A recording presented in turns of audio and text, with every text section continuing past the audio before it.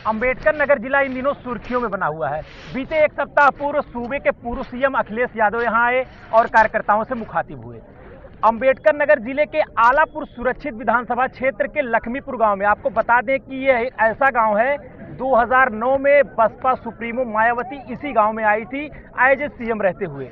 आज उसी गांव में तकरीबन 11 वर्षों बाद भीम आर्मी के चीफ और आजाद समाज पार्टी के राष्ट्रीय अध्यक्ष चंद्रशेखर रावण जी हमारे साथ हैं।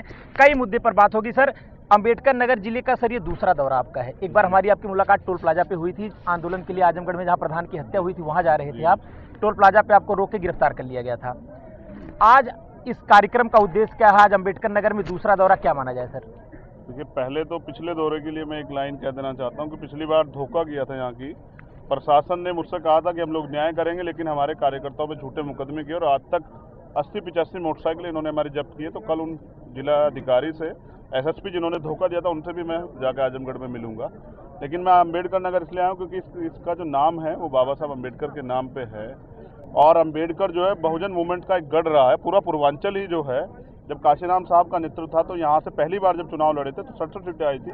पूर्वांचल की धरती बहुजन मूवमेंट के लिए बहुत उपजाऊ है और यहाँ के समाज को तैयार करना है, क्योंकि उत्तर प्रदेश में जो तानाशाही सरकार है उसको बदलने के लिए मुझे गांव-गांव भी जाना पड़ेगा। तो मैं उसके लिए जाऊंगा। तो जहां बहुजन समाज की ज़्यादा संख्या है और मैं अपने कार्यकर्ताओं को तैयार कर रहा हूं कि वो गांव में निकले और इस जनबल, ये जो जन समर्थन है उसको अपने फेवर में करने के लिए जो है संघर्ष कर रहे। तो कैडर के माध्यम से, मीटिंगों के माध्यम से आज एक कार्यकर्ता सम्मेलन, सम्मान समारोह रखा गया था। जो लोग जेल गए थे और आज उनको तैयार किया गया है कि वो आगे की रणनीति पे काम करें। उत्तर प्रदेश में 7 सीटों पर बाई इलेक्शन हुए सर, असेंबली इलेक्शन। उसमें आपकी पार्टी ने एक सीट पर बुलंदशहर पर उम्मीदवार लड़ाया था। 13,552 वोट मिले सर।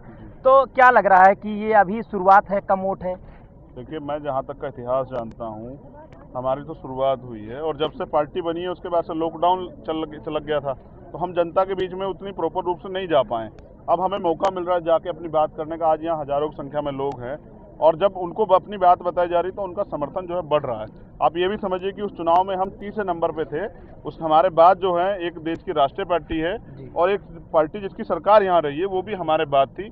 इससे स्पष्ट होता है कि धीरे धीरे आज़ाद समाज पार्टी का जन समर्थन बढ़ रहा है और जब आज़ाद समाज पार्टी जन समर्थन बढ़ेगा तो मुझे उम्मीद है कि वो सरकार जो है पूर्ण रूप से लोकतांत्रिक होगी, जो देश प्रदेश में किसी भी बहन के ऊपर अत्याचार नहीं होने देगी और किसी भी गरीब को जो है किसी को सताने का अधिकार नहीं देगी, कानून व्यवस्था दुरुस्त है। बिहार में सर आपने प्रचार किया असेंबली इलेक्शन में, लेकिन सफलता नहीं मिल पाई वहाँ। जी।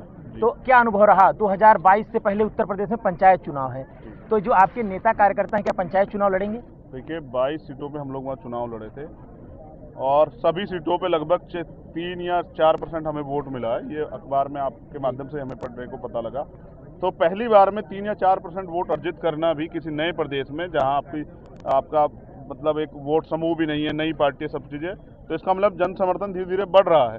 अब जिला पंचायत चुनाव जो हैं उसमें हमने ये तैयारी की है कि नौजवान लोगों को और ईमानदार कार्यकर्ताओं जिन्होंने संघर्ष किया है, तो और पार्टियों में तो धन बल की राजनीति होती है, जिस पर पैसा होता है उसको मौका मिलता है। हम यहाँ कार्य करने वाले कार्यकर्ताओं को, जिन्होंने समर्पित भावना से काम किया, उनको मौका देंगे आगे बढ़ने का और जनता के बीच जाके अपनी नीतियों को लागू करने का। और मुझे लगता है कि इस पंचायत चुनाव में आज़ाद समाज पार्टी बड़ी पार्टी बनकर जो है उभरे। सर, किसान की आय दोगुनी का वादा देश के पीएम और सीएम यूपी के इन्होंने किया था। क्या लग रहा है कि आय दोगुनी हो रही कि किसान परेशान है? गन्ने के पैसे नहीं दिए उत्तर प्रदेश की सरकार ने 2 साल के, तो वादों में तो कुछ नहीं होता। वादे तो बहुत किए थे, वादे तो सबका साथ सबके विकास के किए थे, बेटी पढ़ाओ बेटी बचाओ के भी किए थे। प्रधानमंत्री तो इतने कोरा झूठ बोलते हैं कि 15 लाख देंगे, 2 करोड़ रोजगार देंगे। कहाँ दिया है? उत्तर प्रदेश की सरकार ने तो चिन्हित करके शोषित वंचित समाज के अधिकारी कर्मचारियों को हाशिए पर रखा है, उनको सही जगह पोस्टिंग भी नहीं दी है।